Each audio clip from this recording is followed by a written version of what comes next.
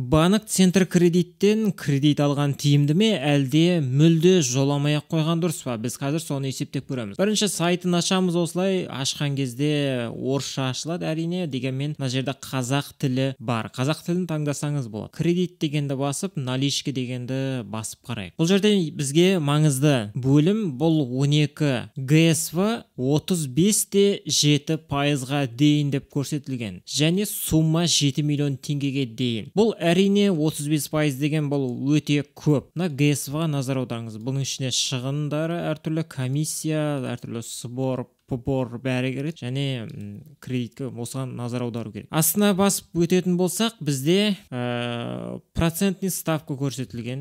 Мысалға біз мына жерге миллион теңге деп алайық.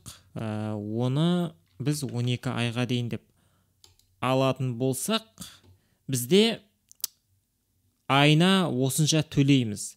Дегенмен мына калькулятор қаншалықты дұрыс екенін, жалпы қандай условиямен көрсетіп тұрғанын мен білмеймін. Егер мынаны алу дегенді басып, кейін банкқа хабарласатын болсаңыз, сізге басқаша сумманы айту мүмкін, но примерно. ГСВ мына жерде 21%, яғни жылына минимум 21% қосылады деген сөз. Ал бұл өте көп. Яғни банк Центр кредиттен кредит алған өте тиімсіз. Бұл тиімсіз ғана емес, өте тиімсіз. Себебі процентный ставкасы өте жоғары. Сондықтан бұл банктен алмаңыздар.